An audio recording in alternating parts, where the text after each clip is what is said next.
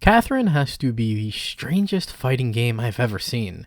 Released in 2011 for the PlayStation 3 and Xbox 360, developed by Atlus, the once cult Japanese developer turned megastar in recent years. They're mostly known for their JRPGs, namely the Shin Megami Tensei Persona series. With the release of the second Persona game, Shin Megami Tensei Persona 4, Atlus saw some real success and started making the big bucks. A third Persona game was guaranteed, but there was a bit of a problem. You see, at this point, Persona 4 was the team's gazillionth RPG, and they were getting a bit tired of the whole song and dance. So they set out to prove that they could not only make a game that wasn't an RPG, but also get the team some experience working with the 6th generation of consoles and their stunning 720p resolutions. And that's how we got Catherine. Right off the bat, I've got a problem with this fighter. For some reason, they force you to play through the story mode before you can play versus mode. A bold move from the developers, but you know what? I respect their commitment to teaching the players the fundamentals. The first decision you're given is what difficulty you want to play on, the main difference being how difficult these stage layouts are. I'll admit, I tried tackling Catherine once before, and got filtered like a scrub. I am not good at 3D fighting games like Catherine, so I shamelessly opted to take things easy for this episode. I hope you can understand. After a short intro framing the events of the story as a late-night TV show, what is this, some kind of midnight channel? Catherine throws you into the first level with one goal: climb. As I stated before, Catherine is a 3D fighting game like SoulCalibur or Virtua Fighter. In Catherine, your main obstacle and adversary is blocks and gravity. You're tasked with climbing the blocks to reach the goal at the top of the stage. Climbing isn't your only option, as you can push, pull, stack, drop, and anything in between to reach the top.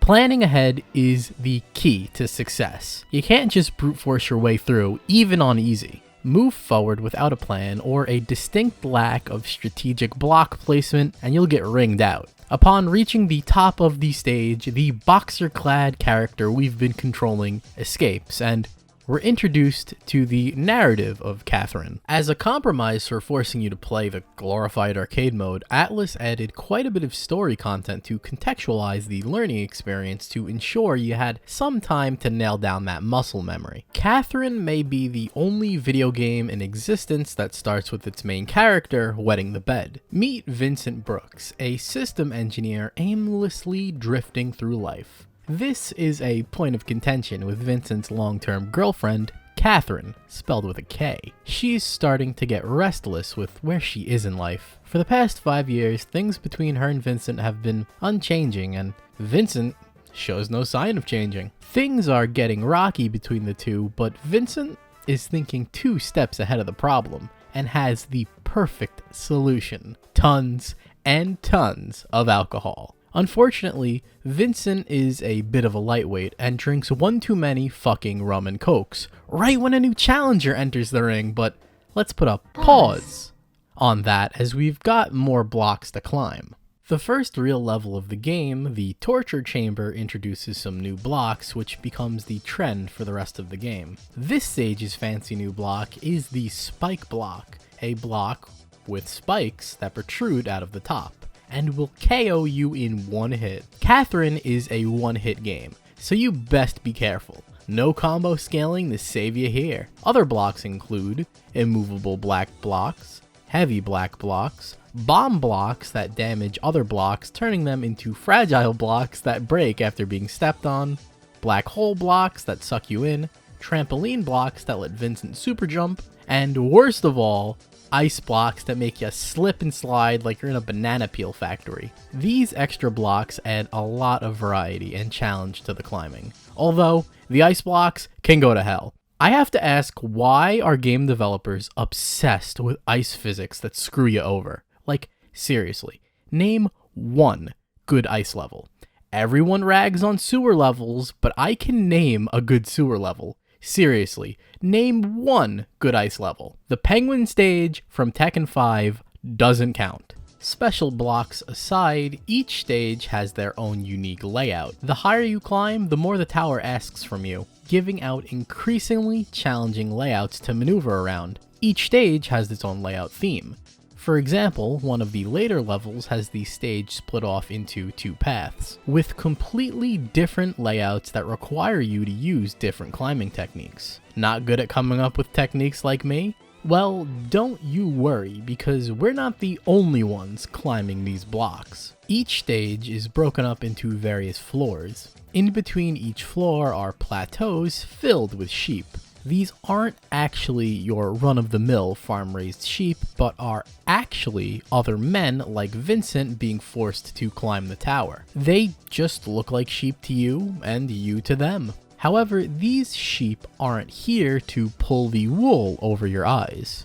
You can purchase items, converse, and trade tactics with your fluffy brethren. The climbing techniques are insanely useful. Honestly, it's one of the best examples of tutorial I've seen because it's up for a player to seek them out and they're explained in crystal clear detail. They really helped me get into that tower climbing mindset and understand what the game wanted from me.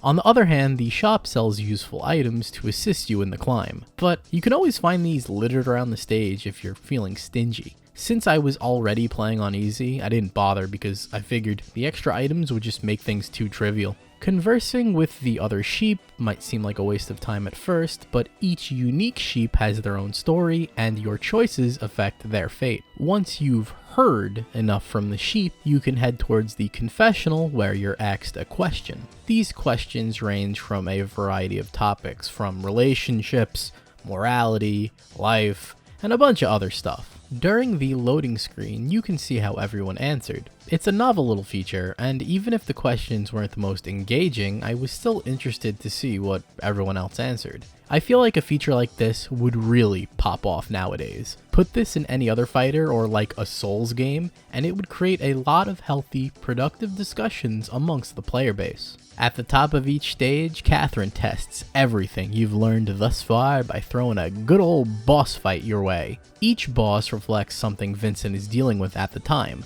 So the first boss is a slightly annoyed version of his girlfriend. Reach the top and baptize the boss in morning light, escaping the nightmare. Thankfully, Vincent wakes up in a dry bed this time, but there is still a slight problem. Naked woman in his bed. Sorry folks, but it's official.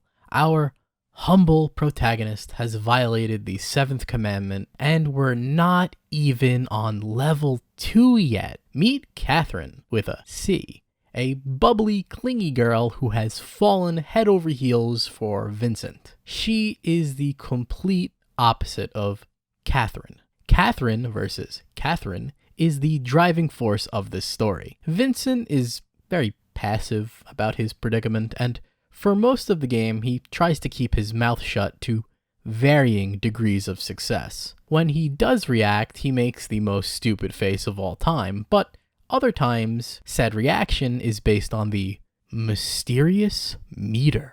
It sounds cool, but Vincent isn't going to be doing any ultra combos anytime soon. It's just a fancy name for a morality meter. Blue representing order and red representing freedom. Depending on what you're leaning towards, Vincent will have different dialogue during cutscenes, and it ultimately determines which of the 8 endings you get and what girl Vincent ends up with. Although, like most games with a meter like this, it doesn't have as big of an effect as you'd want it to. I should also mention that the nightmares aren't just dreams. They're real, and if you die in the dream, you die in real life. It's up to Vincent to survive the nightmare and his relationship problems. The last core aspect of gameplay, aside from the cutscenes, is the bar segments.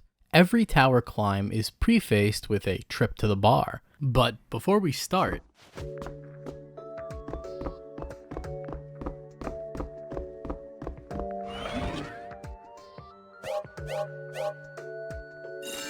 perfect. At the Stray Sheep, Vincent can converse with friends about the current goings-on in the story. Vincent's friends aren't the only ones you can talk to either. You can talk to the boss and Erica who work the bar, but more importantly, The sheep Vincent runs into every night will also make occasional appearances. You can recognize them by their distinct clothing.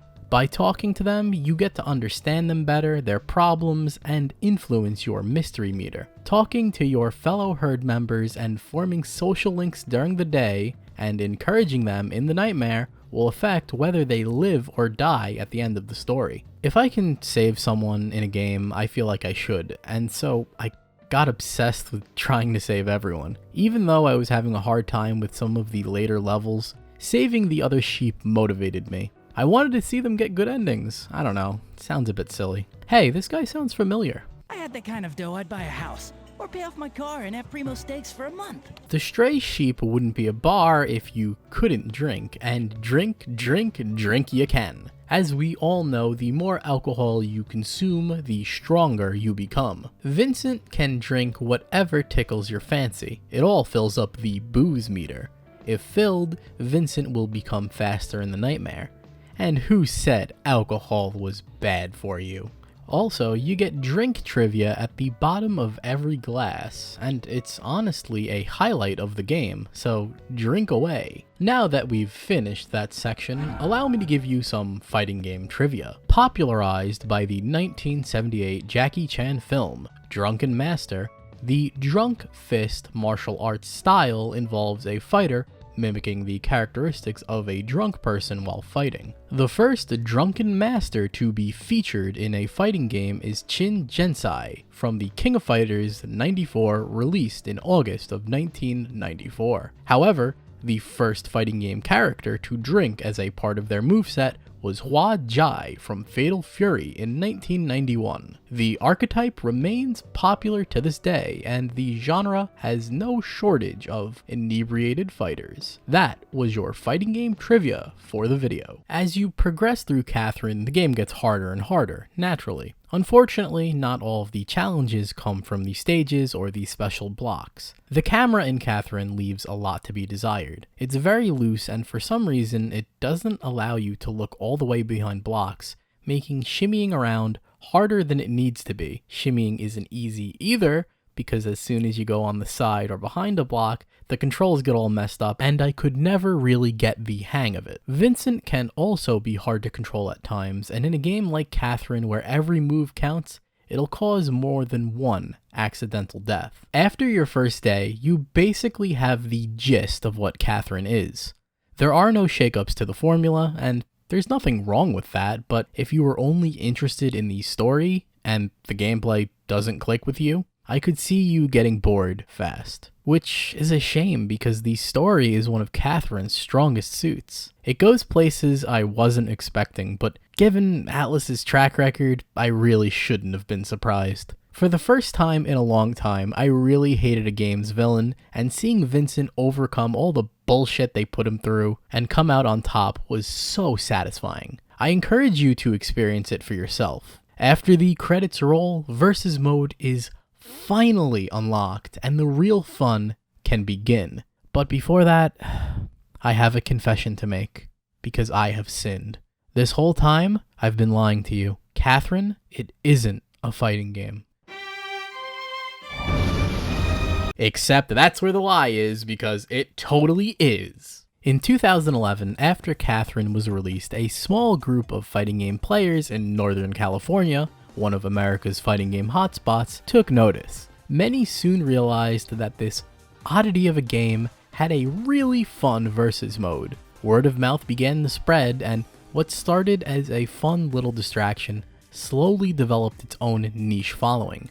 As a result, events started running Catherine side tournaments. This sub-community would really pick up momentum in 2015 when it was accepted as an official side tournament at the largest fighting game tournament of the year, Evolution. This did a lot for the game's visibility, and Catherine came back for seconds in 2016, where it would get a ton of media coverage by the mainstream gaming media. So just how different is Catherine when you throw two players in the mix? The main goal remains the same: climb to the top of the tower, but adding the extra variable of another person makes Catherine a much more aggressive game. While the single player rewards you for playing at a brisk pace and planning ahead, Competitive Catherine is a conniving game of ordered chaos. Rushing to the top might seem like the best move, but your opponent can just as easily push out the blocks from under you and send you hurtling to your doom. Your best bet at winning is getting the high ground while trying to control space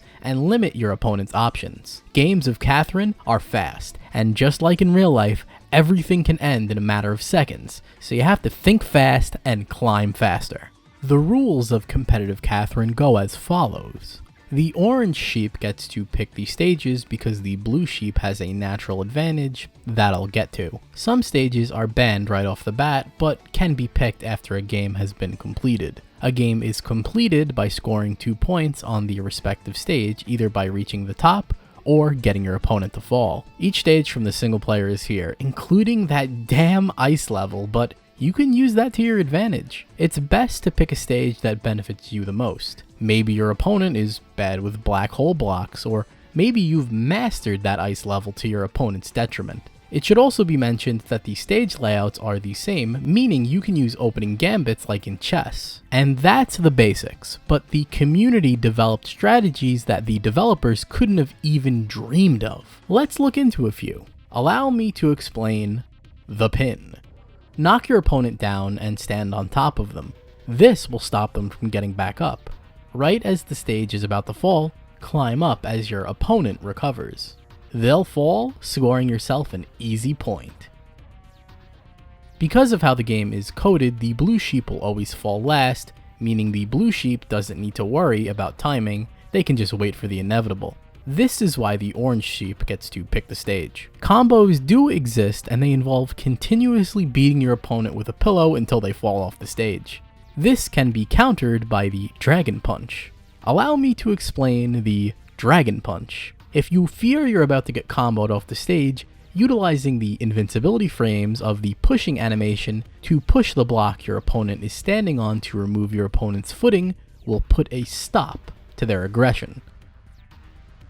Funnily enough, Catherine has its own comeback mechanic too. The worse you do, the more items spawn, and you have a chance of getting the X Factor. The X Factor, named after the mechanic of the same name from Marvel vs. Capcom 3, is just the sports drink that lets you jump higher. What was a lifesaver in single player is a game winner in versus mode. Drink one of these and you can leave your opponent in the dust, climbing the tower like a dude wearing moon boots in a trampoline factory. That's just a small taste of a few of the advanced techniques competitive Catherine has to offer. Oh, but I saved the best for last. Win the game, and your sheep man does this cool little dance. Look at him go! At its core, Catherine is an arcade game. That old school design philosophy was based around rewarding the player for mastering the game. To this day, fighting games still embody that philosophy, and so does Catherine, which is why I think it's appealing to fighting game players. But the one thing Catherine has over traditional fighting games is it's easy to pick up and fast. It's seriously addicting. The only real problem with competitive Catherine is that it's local only, with no online play, limiting its accessibility to a wider audience. At least that was the case until 2019's Catherine Full Body. Atlus is no stranger to re-releasing games, and just because Catherine is the odd one out in their catalog doesn't mean they're not gonna milk it for all it's worth. Full Body is your standard Atlus re-release with new story content and quality of life improvements. Full Body throws a third girl, Rin, into this love triangle, making it a love square? I don't usually mind additions like this, but Catherine is a very story-heavy game, and retroactively adding another love interest feels like fanfiction. For those of you who are even worse than me, new, easier difficulty modes were introduced so even you can enjoy the game's story. Plus, they addressed those problems with the camera too. The biggest addition in this re-release is the expansion of Versus mode. Instead of just sheep, there is a roster of characters to pick from, and for a couple extra bucks, you can play as the third Persona game's protagonist, Joker. Looks like Persona 5 Arena has been here the whole time, right under our noses. Online play has also been included, and this was actually a direct response to the competitive Catherine scene. The developers flat out cited the competitive community for why they added these features. Pretty cool, huh? Despite the improvements, I can't fully recommend Full Body. The narrative changes stray too far from the original experience. Thankfully, the original is still available on Steam. Full Body is still Catherine, and if it's your only option, I'd still recommend it because Catherine is an amazing game. A game like Catherine is a prime example of why video games are so unique. It's a puzzle platformer narrative experience, choose your own adventure arcade inspired game that is played competitively at fighting game tournaments. It shouldn't work, but it does, and that just speaks to the skill a developer like Atlas has. I didn't like this game when I set out to make this video, and despite my skill issues, Catherine has really grown on me. The story is engaging and the gameplay is addicting, although there is a bit of a problem. You see, since I've been thinking about this game so much for this video, I've started to have dreams about climbing techniques. They're not bad dreams, but I prefer to be counting sheep, not climbing with them. But what about competitive Catherine? Well, competitive Catherine is a prime example of why the FGC is unlike any other gaming community out there. Only in the FGC could you take a game like Catherine and make it hype. A large part of that is due to the grassroots nature of the FGC.